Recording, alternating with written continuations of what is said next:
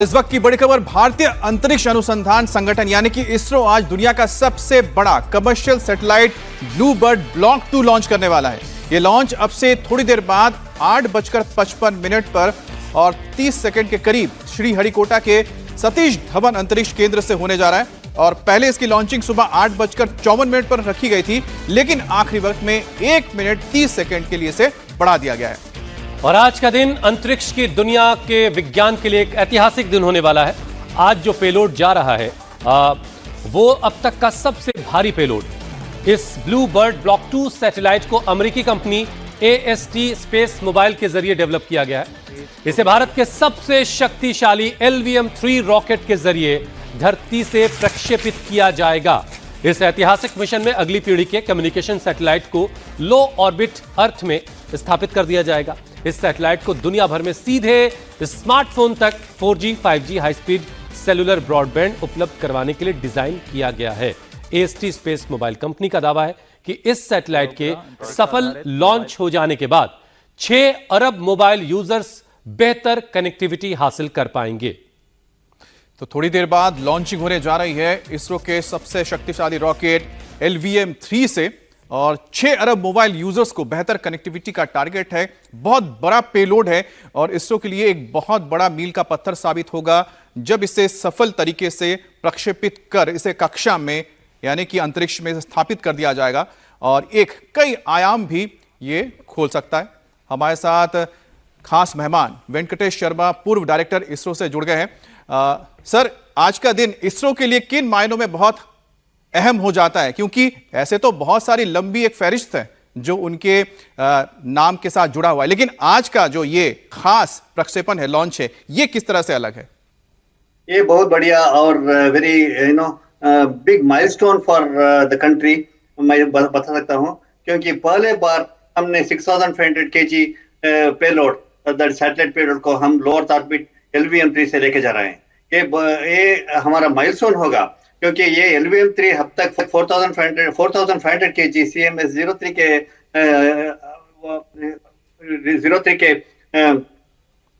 on that we have taken up to the GTO, but for the first time we are taking 6500 kg into the low orbit.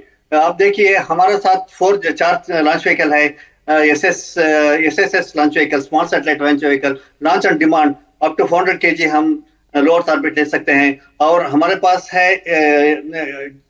PSLV polar sun synchronous launch vehicle, up to 2000 kg we can take 2000 kilometre orbit. और हमारा पास mark 3 है, GSLV mark 3 है, उसके हमने 2000 kg को हम GTO ले सकते हैं, परंतु LVM-3 है, 4500 kg हम GTO ले सकते हैं और up to 16,000 tons, that is 16,000 kg, 16 ton payload हम lower orbit that is 1000 kilometre orbit हम लेके जा सकते हैं। यही है ये लॉन्च व्हीकल क्षमता। So all the 4 launch vehicle put together, it is going to be a real big asset for this country, for this world, for usage of our launch vehicle for any type of launch into the lower orbit or the GTO and the geosynchronous orbit. LVM-3 is also called Bahubali. Bahubali हमारा गगनयान का major mission होगा और बाहुबली के we are going to take about 10 to 12 tons, that is 10,000 to 12,000 kg of Gaganyaan mission into 408 kilometer orbit with the man-rated LVM-3 vehicle. ये बहुत बढ़िया और योगदान होगा। और ब्लू बर्ड के बारे में बताओ तो इसका ये पहला सैटेलाइट है, इसका 60 सैटेलाइट कॉन्स्टलेशन वो they have thought about. It is going to be a very big challenge and also an innovative approach that they have adopted. And this is first launch of the Blue Bird, and 59 satellite more are required for giving global coverage 24/7 of 4G and 5G without any ground support. This is going to be a very big challenge. ये बहुत बढ़िया commercial angle में भी हम देख सकते हैं ये for India getting another 59 launch provisions and options from Blue Bird is going to be a very big commercial business for the country, and we are marching towards the complete Atmanirbharta by 2047. I'm sure that the country is going to be competitive and competent in all the space programs, and we will be able to compete with other space agencies in launching the satellites from 400 kg up to 16,000 kg to the low Earth orbit. तो आज जैसा वेंकटेश्वर जी बता रहे हैं कि इसके दो पहलू हैं, एक तो स्पेस साइंस की दुनिया में जो कमाल इसरो करती आई उसमें एक और मील का पत्थर होगा,